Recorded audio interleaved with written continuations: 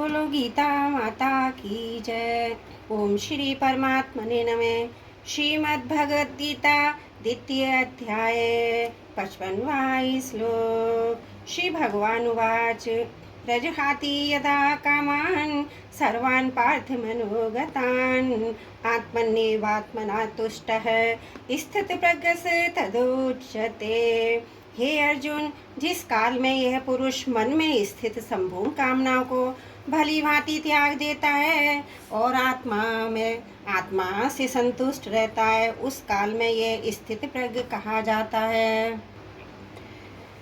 गीता की यह एक शैली जो साधक जिस साधन कर्मयोग भक्ति योग आदि के द्वारा सिद्ध होता है, उसी साधन से उसकी पूर्णता का वर्णन किया जाता है। जैसे भक्ति योग में साधक भगवान के सिवाय और कुछ है ही नहीं, ऐसे अनन्य योग से उपासना करता है। अतः सिद्ध अवस्था में वह संपूर्ण प्राणियों से द्वेष भाव से रहित हो जाता है। ज्ञान योग में साधक स्वयं को गुणों से सर्वदा असंबद्ध एवं निर्लिप्त देखता है। अतः सिद्ध अवस्था में वह संपूर्ण गुणों से सर्वदा अतीत हो जाता है। ऐसे ही कर्म योग में कामना के त्याग की बात मुख्य कही गई है। अतः सिद्ध अवस्था में वह संपूर्ण कामनाओं का त्याग कर देता है और इस बात से संतुष्ट रहता है। प्रजहाति यदा कामंस सर्वान्या पार्थ मनोगतान्। इन पदों का तात्पर्य हुआ कि कामना ना तो स्वयं में है और ना मन में ही है। कामना तो आने जाने वाली है, स्वयं निरंतर रहने वाला है। अतः स्वयं में कामना कैसे हो सकती है? मन एक कारण है और उसमें भी कामना निरंतर नहीं रहती, प्रत्युत उसमें आती है मनोगतान। अतः मन में भी कामना कैसे हो सकती है? परंतु शरीर इंद्रियां मन बुद्धि से तदात्मय होने के कारण मनुष्य मन में आने वाली कामनाओं को अपने में मान लेता है। जहाती क्रिया के द्वारा प्रउपसर्ग देने का तात्पर्य साधक कामनाओं का सर्वदा त्याग कर देता है। किसी भी कामना का कोई भी अंश किंचित मात्र भी नहीं रहता। अपने स्वरूप का कभी त्याग नहीं होता। जिससे अपना कुछ भी संबंध नहीं है, उसका भी त्याग नहीं होता।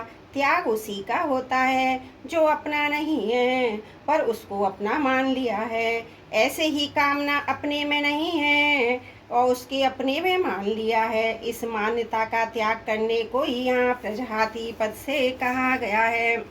यहाँ कामान शब्द में बहुवचन होने से सर्वान पद उसी के अंतर्गत आ जाता है। फिर भी सर्वान पद देने का तात्पर्य है कि कोई भी कामना ना रहे और किसी भी कामना का कोई भी अंश बाकी ना रहे। आत्मन्येवात्मना तुष्ट है, जिस काल में संपूर्ण कामनाओं का त्याग कर देता है, अपने आप से अपने आप में ही संतुष्ट रहता है, अर्थात अपने आप में सहज स्वाभाविक संतोष होता है। संतोष दो प्रकार का होता है, एक संतोष गुण है और एक संतोष स्वरूप है। अंतकरण में किसी प्रकार की कोई भी इच्छा ना हो, वह संतोष गुण है और स्वयं में असंतोष का आत्मान भाव है, वह संतोष स्वरूप है। यह स्वरूप भूत संतोष स्वयं पैदा और रहता है, इसके लिए कोई अभ्यास या विचार नहीं करना पड़ता। स्वरूप भूत संतोष में प्रज्ञा बुद्धि स्वतः स्थिर रहती है। स्थित प्रज्ञस्थ दुक्षते, स्वयं जब वह शाखाओं वाली अनंत कामनाओं को अपने में मानता था, उस समय में भी वास्तव में कामनाएं अपने में नहीं थी, स्वयं स्थित प्रज्ञ ही थी। परंतु उस समय अपने में कामनाएं मानने के कारण बुद्धि स्थिर न होने से वह स्थित प्रज्ञ नहीं कहा जाता था, अर्थात उसको अपनी स्थित प्रज्ञता का अनुभव नहीं होता था। अब उसने अपने में से संपूर्ण कामनाओं का त्याग कर दिया, अर्थात उनकी मान्यता को हटा दिया, तब वह स्थित प्रज्ञ कहा जाता है, अर्थात उसको अपनी स्थित प्रज्ञता का अनुभव हो जाता है। साधक तो बुद्धि को स्थिर बनाता है, परंतु कामनाओं का सर्वदा त्याग होने पर बुद्धि को स्थिर बनाना नहीं पड़ता, वह स्वतः स्वाभाविक स्थिर हो जाती है।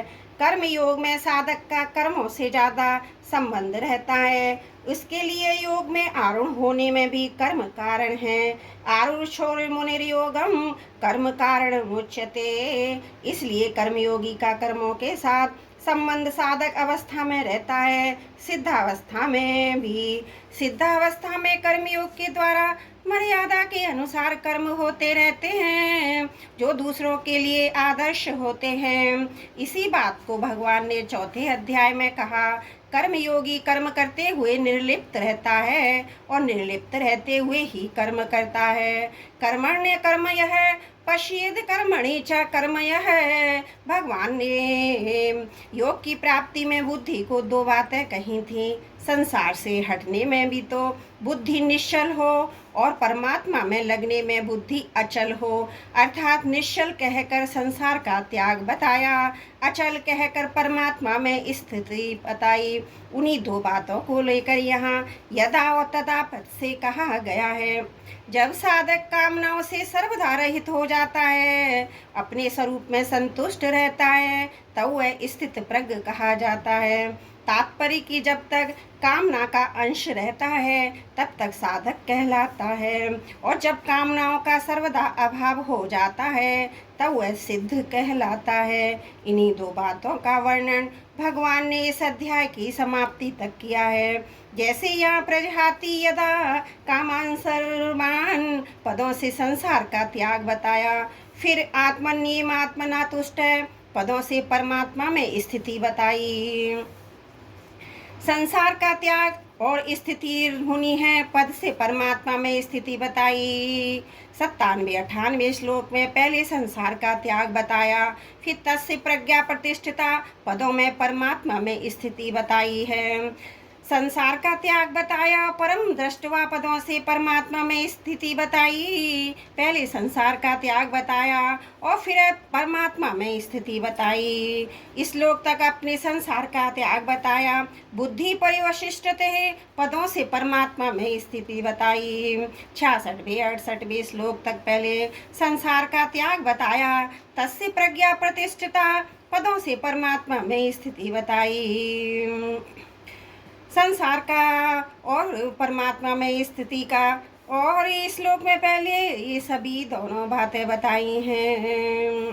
परिशिष्ट भाग में एक अस्थिर बुद्धि वाला है, एक विभाग स्थिर बुद्धि वाला है। अस्थिर बुद्धि वालों की बात तो पहले भी बताई जा चुकी है, स्थिर बुद्धि वालों की बात भी इसी में बताए।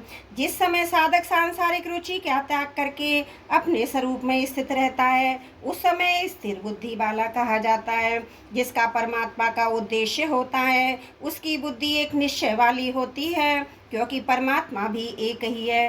परंतु जिसका संसार का उद्देश्य होता है, उसकी बुद्धि असंख्य कामनाओं वाली होती है, क्योंकि सांसारिक वस्तुएं असंख्य हैं।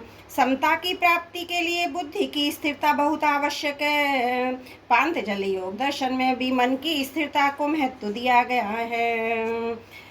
कल्याण प्राप्ति में मन की स्थिरता का उतना महत्व नहीं है जितना बुद्धि की स्थिरता का महत्व है। मन की स्थिरता से लौकिक सिद्धियां प्राप्त होती हैं, पर बुद्धि की स्थिरता से पारमार्थिक सिद्धि कल्याण प्राप्ति होती है।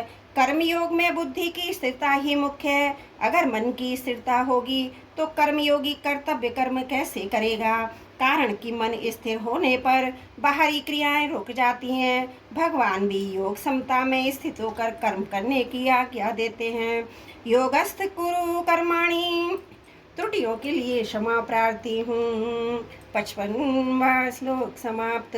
वसुदेव सुतं देवं कंस चारुणमर्दनं देवकी परमानंदं कृष्णं वंदे जगद्गुरुम्।